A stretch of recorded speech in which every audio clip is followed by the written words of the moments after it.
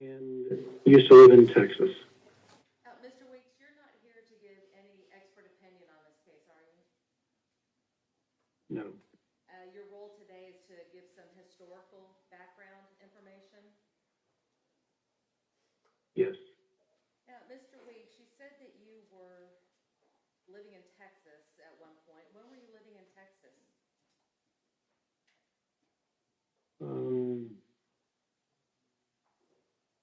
From approximately, I lived there for about 25 years. So that was approximately 1982 until about 2004. When you were living in Texas, well, let me back up. You had said that you were a licensed therapist. What does that mean? In Texas, my license is a licensed professional counselor. I'm licensed in Texas now. In Ohio, a licensed professional clinical counselor is somebody who is licensed by the state to provide therapeutic services to people. When you were living in Texas, did you have the opportunity to work at a place called First Choice? Yes. Please tell the jury what First Choice is. First Choice was located, I don't think they're there anymore, on East Hemphill Street in Fort Worth, Texas, near downtown. There, we provided services to families affected primarily by drug and alcohol abuse. Commonly, dual diagnosis was present, meaning there was both drug use of some sort as well as a mental health disorder such as maybe depression. Our program specifically was residential, and families were there, so it was common for the women, I can't remember there ever being any men that were the primary clients there, would be there with their children.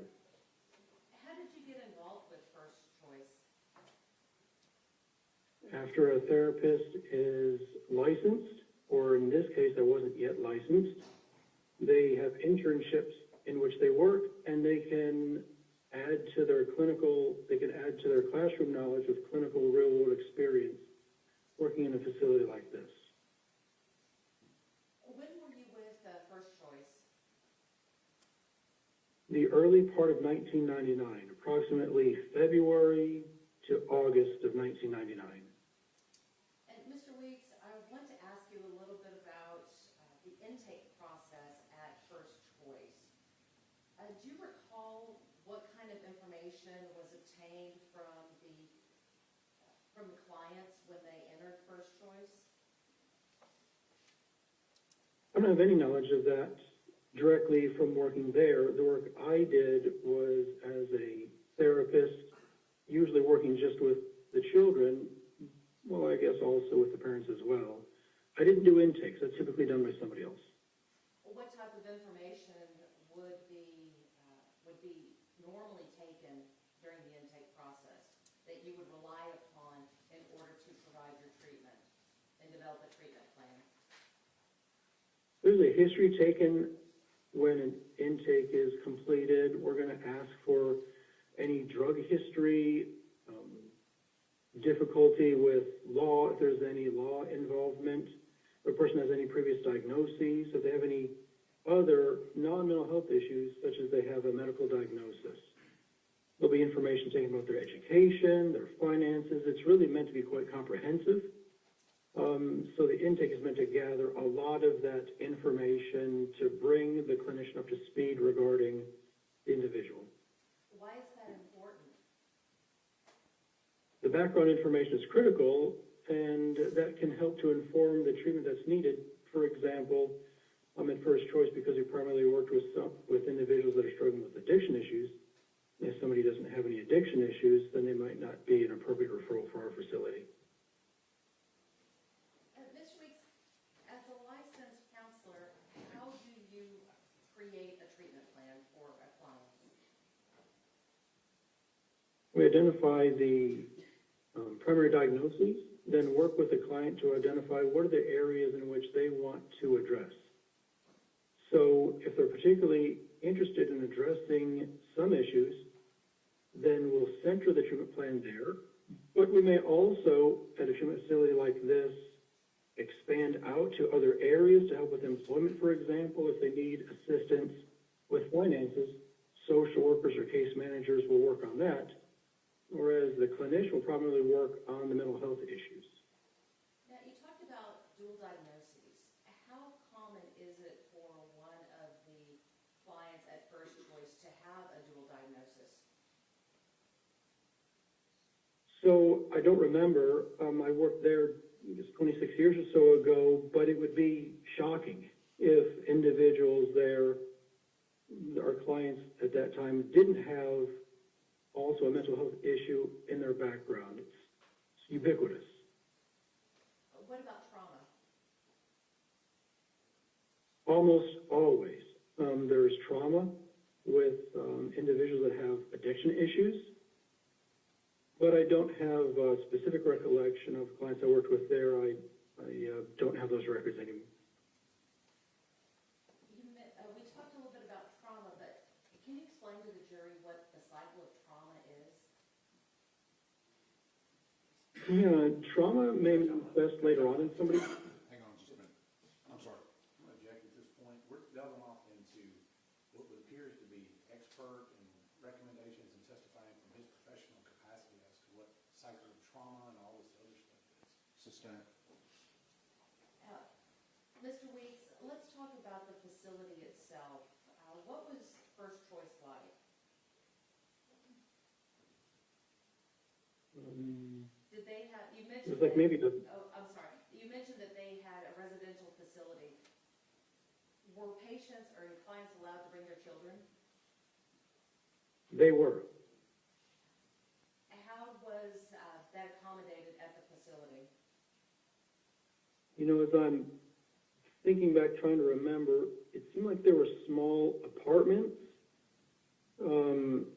maybe even rooms. Apartments might be, you know, like small hotel suites, so to speak, that were there, and there would be, maybe we'd have 10 or 20 families there at a time. And then we had the main building in which we did some of the groups and other therapeutic services. You said that these residents would be allowed to bring their families and their children. Did First Choice also provide services to the children of their residents? Yes, that's primarily the work that I did.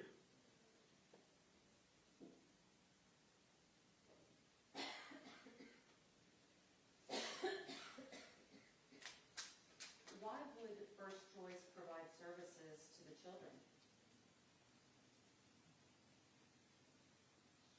Services like play therapy, for example, or stress management could help the client, the child, I should say, in this to be more specific, to maybe work through some issues that they encountered with the mother when they weren't in the facility. Being able to work out some of these issues may help them to manage conflict better, to have success in school better, to rebuild the relationship that, if it was damaged, it would help them to have the skills to be able to repair those relationships. You mentioned play therapy. What is play therapy? I'll object again. He's again offering testimony from his expertise and training in this particular case. It's not expert information. Your Honor, we're just trying to get into what he did at this facility. It is not offering an opinion. He is testifying as to what he himself did. So we are not asking him to give any opinions. What we are asking him to do is to testify as to this facility, what they did, and With Mr. Horn? we're getting there. Well, let's get there. So, explain again, please, what play therapy is. Play therapy is the use of toys to help a child to express what may be difficult to verbalize. Art therapy is in some ways related to it. I don't have training in that, but we want to creatively provide opportunities for youth to be able to express things even though they may not have a narrative.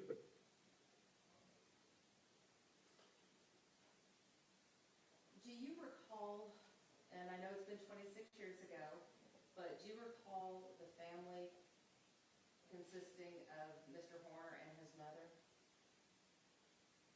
Yes.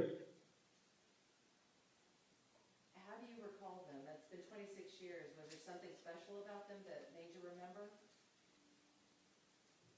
No, I recalled the name just vaguely when you first approached me. I think it was you, I'm not, but when I was first approached to provide support here.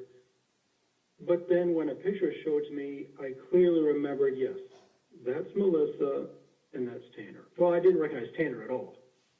I knew him, maybe he was 6, 8, I'm not sure his age at that time, but I remembered the mother. Now, what were your initial impressions of them as a family?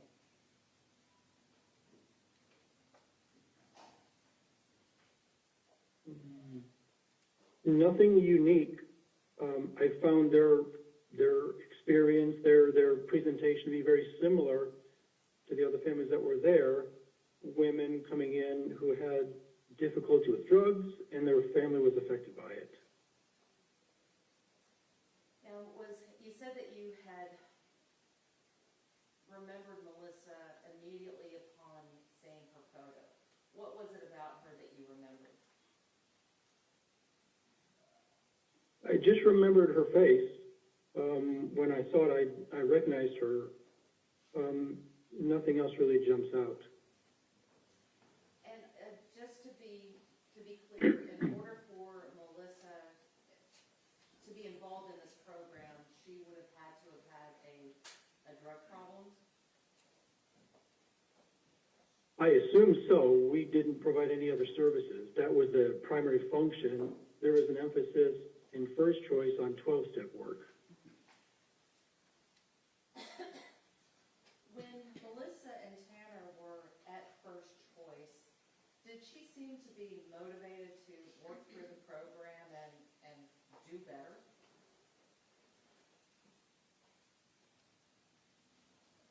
I can't really recall anything specifically about her motivation level. My primary work was in play therapy with him.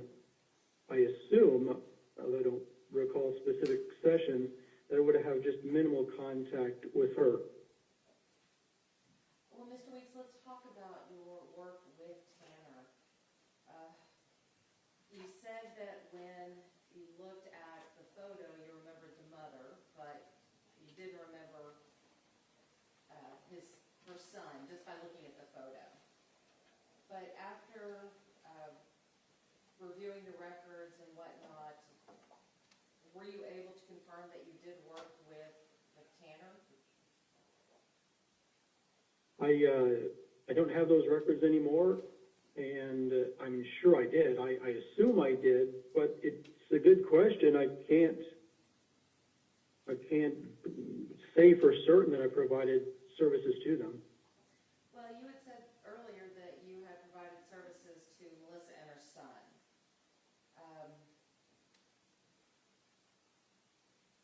When Melissa was there with her son, do you recall Tanner acting out or having any temper tantrums while at the residence?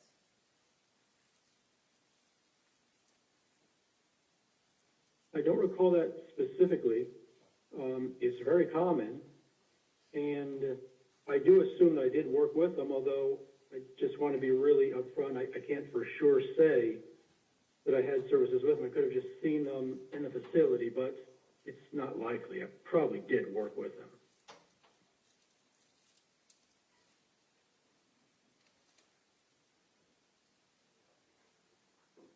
May I have a moment, Your Honor? Yes, ma'am.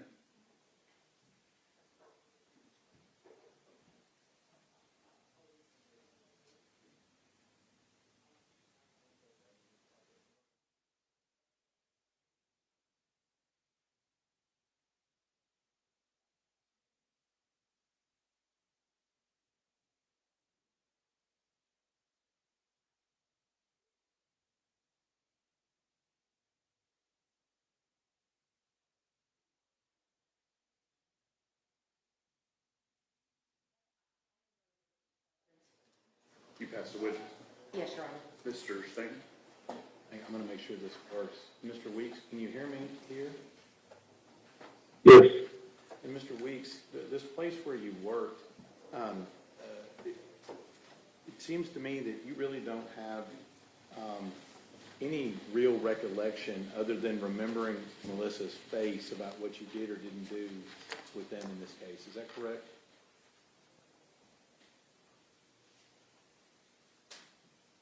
I have, generally, yes, it is. I just have basic memories of the services we provided there, but specifics with this family, no, I don't have specific memories.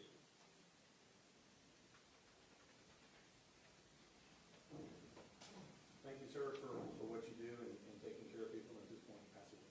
Ms. Anderson, redirect. Just one question, Your Honor. Mr. Weeks, in order to be admitted to first choice with her son, would Melissa have had to have a drug issue? Almost certainly. I didn't do the intake, but it's just not what we do. We treat people specifically with drug problems at that facility. Thank you. Mr. Taylor, No further. may the witness be excused? Yes, Your Honor. Okay. Mr. Weeks, thank you very much. We appreciate you taking your time. Thank you. Goodbye.